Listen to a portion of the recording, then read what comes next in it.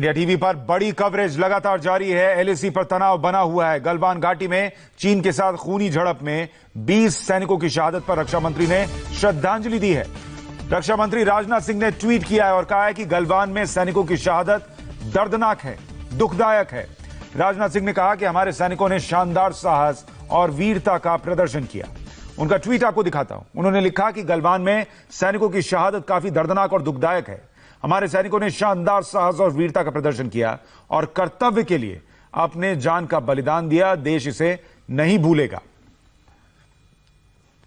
तो ये रक्षा मंत्री की तरफ से अभी बयान आया है। ट्विटर पर उन्होंने श्रद्धांजलि दी है।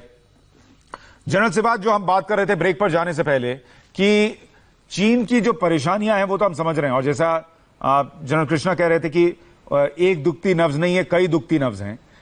उनमें से सबसे ज्यादा दर्दनाक कौन सी नब्ज है जो अभी दबाने की जरूरत है?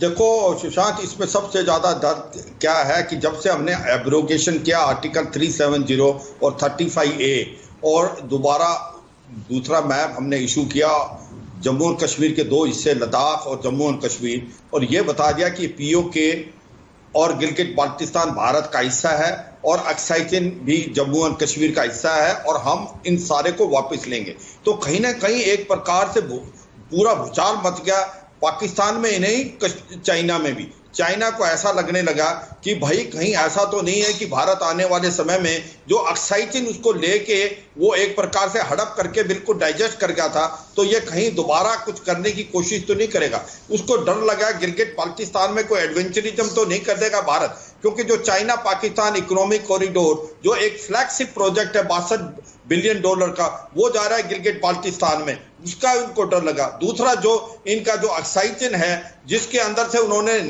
ये हाईवे बना दिया है फ्रॉम सिंगजांग टू ल्हासा, वो वहां से जा रहा है। उसके बाद जो काराकोरम हाईवे है वो काराकोरम पास के बाद हम दौलत बैग ओल्डी में आ गए। तो एक प्रकार से चीन को एक खतरा महसूस होने लगा और उसको लगा कि कहीं भारत ऐसा कुछ ना करे।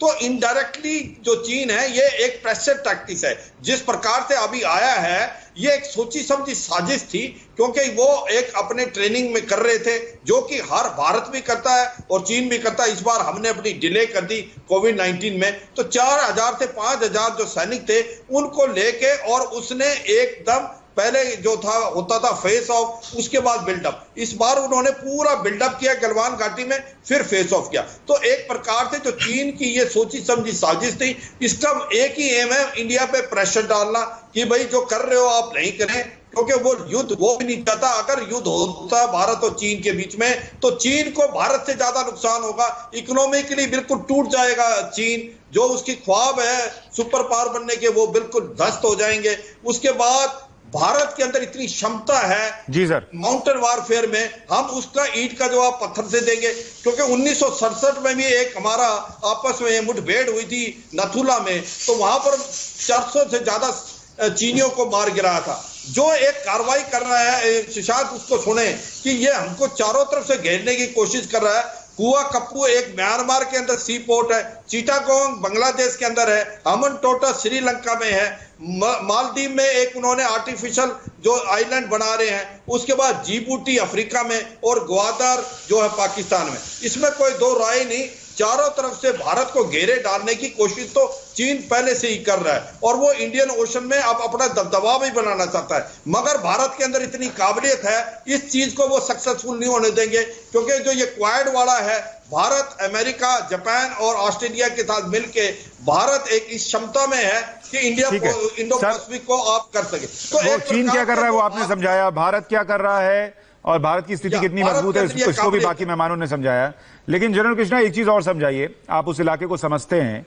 बहुत सारे लोगों के मन में यह सवाल है कि एक भी गोली नहीं चली लेकिन इतनी कैजुअलिटीज हुई, ये कैसे हुआ वहां पर?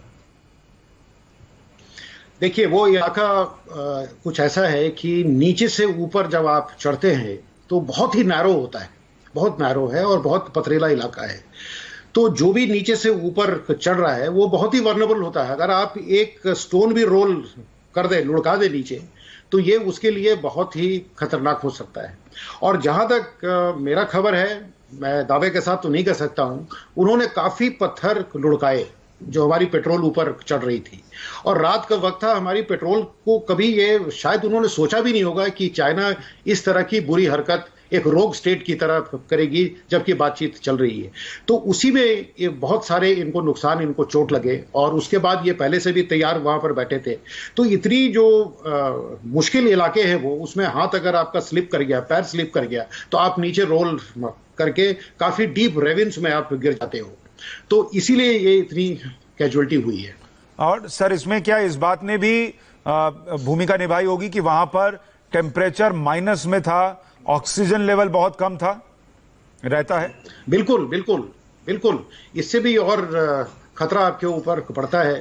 तो यही सब इतना बहुत ही डिफिकल्ट माहौल है। उस डिफिकल्ट माहौल में अगर इस तरह से कोई अपना ऑपरेट अगर कर रहा है और उसने कभी एंटिसिपेट नहीं किया है कि उसके ऊपर से एक बड़ा सा बोल्डर लुढ़का दिया जाएगा रात में, या उसके ऊपर पथराव होंगे, या डंडे से पीटे जाएंगे उसको, तो वो फिर उसका नुकसान होगा ही, और यही हुआ है। तो इसीलिए शुरू में हमारे ट्रूप्स का नुकसान हुआ, लेकिन बाद में फिर हमारे ट्रूप्स भी संभल गए, और फिर उनको भी वापस उन्होंने जो भी स्ट्रेंथ उनके पास था, जो भी नफरी थी और जो भी औजार थे उनके पास, उससे उन्होंने वापस हमला किया है। मैं एक बात आपको बहुत दावे के साथ मैं कहूँगा कि ये सब होने के बावजूद भी, 62 होने के बावजूद भी हमारी गवर्नमेंट ने हमेशा ही एक रिजॉल्व उनको दिखाया है कि आपके साथ जो भी डिस्प्यूट है, जो भी आपके परसेप्शन डिफरेंस है, जो भी आपकी डिमांड है, हम उसको पीसफुली रिजॉल्व करेंगे। और 15 तारीख के शाम तक भी वही माहौल हमारे जहन में, हमारे दिमाग में प्रिवेल कर रहा था कि सब कुछ पीसफुली रिजॉल्व हो रहा है, क्योंकि हर एक लेवल पर बात हो रहा है। तो नेचुरली अगर कोई आपको इस तरह से धोखा दे दे रात में और अचानक आपके ऊपर हमला कर दे, तो शुरू की तैयारी थोड़ी कमजोर होती है, उसी से हमारा ये नुकसान हुआ है। जनरल कुलकर्णी, लेकिन ऐसे में हमारे सैनिकों के शौर्य की बात भी करना बहुत जरूरी है कि ऐसे मुश्किल हालात में जब उन्होंने सोचा नहीं, देखिए हम तो ईमानदार देश हैं, जो सोचते हैं वही करते हैं और जो दिल में है वही चेहरे पर है। चीन जैसी, पाकिस्तान जैसी हमारी हालत तो है नहीं, तो वो तैयार नहीं थे जैसा जनरल कृष्णा कह रहे हैं। लेकिन उसके बावजूद उन मुश्किल परिस्थितियों में, उन मुश्किल कठिनाइयों में, और वहां पर जिस तरीके से भारतीय सेना ने रिटेलिएट किया, और वहां 35 से लेकर जो 43 तक का अभी तक फिगर आ रहा है कि कैजुअलिटीज हुई हैं चीन के साइड में, ये भारतीय सैनिकों का दमखम और शौर्य दिखाता है। कोई शक नहीं कि आप ये समझ सकते हैं कि हम लोग जो गोली नहीं चली, इसका मतलब लड़ाई का माहौल नहीं था। ये जो जज्बा है, उस जज्बे ने इस तरह के जो हादसा है उसको उन्होंने चुनौती दी कि अगर आप इस तरह का कार्रवाई करेंगे तो हम भी करने की काबिलियत रखते हैं। नुकसान जरूर हुआ, इसमें कोई शक नहीं। अब कितना जो जमीन पर देखेंगे वो, लेकिन मैं यहाँ कहूंगा कि अगर चीन एक्यूपंक्चर में माहिर है तो हमें भी मालूम है उसकी नस हमने कहाँ दबानी है, और ऐसी दबानी है कि उसको इस बात का आभास हो जाए कि हिंदुस्तान जो है वो 62 का हिंदुस्तान नहीं है। हिंदुस्तान की जो फौज है पुश ओवर फौज नहीं है। अगर गोली नहीं चली, गुत्थम गुत्था हुई, तो उसमें भी उसके तकरीबन 35 से 40 सैनिक मारे गए, हमारे भी गए, इसमें कोई शक नहीं। जनरल कृष्णा, क्या ऐसे में जी सर, आप बात पूरी कर लें, आपका सिग्नल चला गया था। ये जो है इस तरह के अगर माहौल जब बनाते हैं, इसमें भी एक तरह का डेटरेंस होता है कि वाकई हिंदुस्तानी सैनिकों के साथ इस तरह की कार्रवाई नहीं करनी चाहिए। और मुझे पूरी उम्मीद है कि इसके बाद चीन इस तरह की कभी भी सोच नहीं सकेगा कि मुक्काबाजी करके भी हम आगे नहीं हो पाएगा। चीन को इस बात का एहसास हो गया है कि हिंदुस्तानी जो है वो छोड़ेगा नहीं। अगर ये मधुमक्खी का छत्ता है, अगर आपने इसको उंगल दे दी तो बनाएगा, नुकसान होएगा उनका। ठीक है। तो अगर इस जनरल कृष्णा, जो हम बात कर रहे हैं कि उस इलाके में भारत ने जिस तरीके से रिएक्ट किया, वो भारत की ताकत, भारत के सैनिकों का शौर्य दिखाता है। साथ में क्या ये भी दिखाता है कि चीन ने भी नहीं सोचा था कि भारत के सैनिक ऐसे रिएक्ट कर देंगे, क्योंकि जो कैजुअलिटीज हुई शायद ये दिखाता है कि वो ये नहीं सोच रहे थे। बिल्कुल, उन्होंने शायद ये सोचा होगा कि आज इनको हम सरप्राइज से पकड़ेंगे, और वो इलाका इतना दुर्गम, इतना डिफिकल्ट है कि उस इलाके में ये रिटेलिएट नहीं कर पाएंगे, इनके पास कोई रास्ता नहीं रहेगा, या तो भागो या वहीं पड़ जाओ। ये शायद उन्होंने सोचा होगा, क्योंकि जिस तरह से तैयारी उन्होंने की थी। लेकिन चाइना लगता है कि शायद भूल गया है। हम जो बहुत ही पीसफुली उनके साथ अभी तक डील करते आ रहे हैं, चाइना शायद ये भूल गया है कि हमारी जो लड़ाई की क्षमता है उसका कोई मापदंड नहीं है, और जो उनकी लड़ाई की क्षमता है उसका मापदंड तो सामने है कि 1979 जो आखिरी बैटल उन्होंने बैटल फाइट करने की कोशिश की, उसमें भी उनको मुंह छुपा के भागना पड़ा था वियतनाम से। उसके बाद उन्होंने कौन सा बुलेट आज तक देखा है? और दूसरी बात क्या है, एक बहुत बड़ा फर्क जो हमारे आर्मी का है और उनके आर्मी का है, हमारी आर्मी जो है वो नेशनल आर्मी है, वो देश की हिफाजत के लिए है और इसीलिए देश के लिए ही जान देते हैं, कोई सवाल नहीं पूछते हैं, डू और डाई उनका एक मिशन होता है। जो पीएलए है वो है पीपल्स लिबरेशन आर्मी, उन्होंने कम्युनिस्ट पार्टी के बिहाफ पर चाइना को लिबरेट किया था, जो गवर्नमेंट पहले थी जो अभी ताइवान में चली गई है वो गवर्नमेंट, इसलिए वो नेशनल आर्मी नहीं है। तो दोनों के मोटिवेशन लेवल में और दोनों के बैटल एक्सपीरियंस में आकाश जमीन का फर्क है, और ये चाइना को तभी पता चलेगा जिस दिन हम एक दृढ़ संकल्प के साथ ये डिसीजन ले लें कि बस अब दिखाना ही है, और वो शायद अब टाइम आ गया है अब दिखाने का। जनरल शिवाज, जो हालात लग रहे हैं, क्योंकि वहां कहा गया कि चीन के सैनिक जो है वो बड़ी संख्या में थे और भारत के सैनिक कम संख्या में थे, फिर भी अभी तक की जानकारी के मुताबिक चीन में कैजुअलिटी ज्यादा है, भारत में कम है। इसका मतलब वहां भारत के सैनिक बहुत शौर्य से लड़े, दमखम से लड़े, और ऐसा लग रहा है ये नंबर देखकर कि एक भारतीय सैनिक ने 4 को मारा।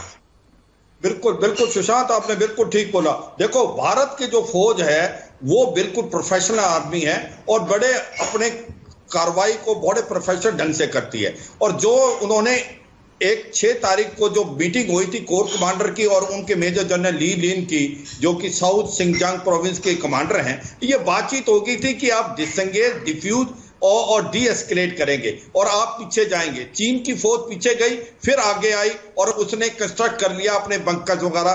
तो भारत की जो पेट्रोल पार्टी थी वो गई, उनको हटाया, बिल्कुल किसी मकसद से नहीं। मगर जब चीन के लोग आए वो काफी संख्या में आए, वेल प्रिपेयर्ड आए, उनके पास स्टिक थी, आयरन रोड थी, और भारत ने कभी ये सोचा भी नहीं था कि वो इस प्रकार से हमला करेंगे। मगर भारत की शौर्य को देखें, जो स्टार्टिंग में मुझे लगता है कि कुछ कैजुअलिटी हमारी हुई, मगर उसके बाद भारत की फौज इतनी अच्छी तरह लड़ी कि कम से कम 40 से 45 जो चीनी हैं और उनके एक अफसर को एक मौत के हाल कर दिया, क्योंकि चीन ने ये नहीं सोचा था कि भारत का इतना रोबस्ट रिएक्शन होगा। वो सोचा था उन्होंने कि वो आएंगे और भारत के ऊपर हमला कर देंगे आयरन रोड वगैरह से, तो भारत की फौज दब जाएगी। उनको ये नहीं पता था कि ये भारत की फौज है, ये बदला हुआ देश है, ये 2020 का भारत है, ये आपको जवाब देगा। तो जनरल कृष्णा, ऐसे में कल जो हुआ उससे चीन को भी अंदाजा लग गया होगा कि यहां से अगर भारत फिर से कहता है कि या तो पीछे जाइए नहीं तो जो हम करेंगे उसको भुगतने के लिए तैयार रहिए, तो कल वाली तो बानगी भर थी, और वो तब थी जब भारत तैयार नहीं था। तैयारी के साथ आएगा तो क्या होगा, ये उनको भी समझ में आ गया होगा। ये बिल्कुल उनको चला गया है मैसेज, लेकिन जब कोई स्टेट अगर एक रोग स्टेट की तरह बिहेव करने लगे तो थोड़ा सा टाइम लगता है। 1 थप्पड़ की जगह फिर 2 थप्पड़ लगाने पड़ते हैं, फिर 3 लगाने पड़ते हैं। तो इसीलिए शायद अभी 1-2 बार और उनको कुछ इस तरह का लेसन उनको दिखाना पड़ेगा।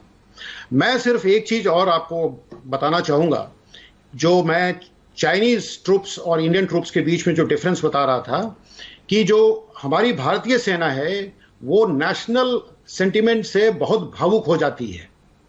वो चीज चाइना में नहीं है, क्योंकि वहां पर नेशनल सेंटिमेंट से लोगों से कोई मतलब नहीं है उनको। वो सिर्फ कम्युनिस्ट पार्टी से हुक्म लेते हैं और उनके हुक्म के लिए और उनके एम के लिए वो काम करते हैं। तो आज अगर भारत के अंदर अगर नेशनल सेंटिमेंट फौज के साथ है तो फौज ये कुछ भी करने को तैयार है, ये मून के ऊपर भी चली जाएगी। तो इसीलिए नेशनल सेंटिमेंट को बना के सर, ये दो तरफा है। देखिए, सेना में देश के प्रति तो है ही, देश में भी सेना के प्रति है। आप देखिए, हर एक आदमी, चाहे वो ट्विटर पर हो, फेसबुक पर हो, वो ये लिख रहा है कि वो सेना के साथ खड़ा है और वो ये जानना चाहता है कि भारत के सैनिकों को क्या क्षति हुई, कितनी चोट आई, कैसे हो गया, क्या हो गया। मुझे तो आश्चर्य, चीन में कोई पूछ नहीं रहा कि कितने सैनिक मर गए, किसी को फर्क ही नहीं पड़ रहा। सही बोला आपने, वो छुपा रहे हैं, वो ये नहीं बता रहे उनकी कितनी कैजुअल्टी हुई है। अगर चीन ये बता दे कि उनकी 40 से 45 कैजुअल्टी हुई है तो इमेजिन करो कितना प्रेशर पड़ेगा उनकी डोमेस्टिक पॉपुलेशन में। आज तक तो वो ये बता रहे थे कि वो ग्लोबल टाइम चीन वेल प्रिपेयर्ड है, चीन ट्रेनिंग कर रहा है, मगर ग्राउंड में जो भारत से हाथापाई हुई मौका देखते ही उंगली उठाना शुरू करते हैं, ऐसे लोगों के घाट उतार दिया। चाइना फायदा नहीं उठा सकेगा। सर एक रिएक्शन मनीष का भी ले लूं। मनीष हमारे साथ लगातार जुड़े हुए हैं। मनीष, आप लगातार जानकारी दे रहे हैं एलएसी पर हालात, यहां दिल्ली में जो लगातार मीटिंग्स का दौर चल रहा है, जो रक्षा मंत्री के साथ मीटिंग चल रही थी, क्या वो खत्म हो गई है और कोई डेवलपमेंट है क्या? देखिए, रक्षा मंत्री के साथ चलने वाली मीटिंग अभी भी जारी है, और लेकिन उसी बीच में रक्षा मंत्री की तरफ से ऑफिशियल कैपेसिटी में ट्वीट आया है जिसपे उन्होंने सभी ब्रेव हार्ट्स को सल्यूट करते हुए और उनको श्रद्धांजलि दी है। लेकिन एक बार फिर से, क्योंकि मेन सेंटर इस समय लद्दाख है, तो मैं आपको लद्दाख के मेजर जनरल लेवल के रैंक ऑफिसर के जो टॉक्स हो रहे हैं उसके बारे में जिक्र जरूर करते हुए सारी डिटेल बता दूं कि खासतौर पर इस पे साफ तौर पर कहा गया जो मेन भारतीय सेना का स्टैंड है उसे सख्ती से रखा जाए। दिल्ली से जो मैसेजिंग हुई है उस मैसेजिंग को क्लियरली बताते हुए इस बात का जिक्र किया जाए कि अप्रैल 2020 का स्टेटस को, उसके अलावा जिस तरह से वायलेंट अग्रेशन दिखाया है चाइनीज पीएलए ने, वो पीछे हो और लाइन ऑफ एक्चुअल कंट्रोल की तरफ पीछे हो। इस समय यह भी बता दें कि इस समय आर्मी हेडक्वार्टर के पास वो हाई रेजोल्यूशन इमेजेस मौजूद हैं जिसमें साफ तौर पे पेट्रोलिंग पॉइंट 14 से करीबन 3 किलोमीटर पीछे से लेकर 5 किलोमीटर तक के पूरे स्ट्रेच पर चाइनीज पीएलए की गाड़ियां, इन्फेंट्री कॉम्बैट व्हीकल, साथ में आर्टिलरी गन्स, माउंटेड गन्स वो दिखाई दे रही हैं। साथ में जो मनीष, आप जिन सैटेलाइट तस्वीरों का जिक्र कर रहे हैं बिल्टअप एरिया है, वो भी हम एक काम करते हैं, हम ब्रेक के बाद लौटते हैं तो वो तस्वीरें भी दिखाएंगे। और ब्रेक पर जाते जाते एक प्रोपेगेंडा चीन का एक और बता देता हूं।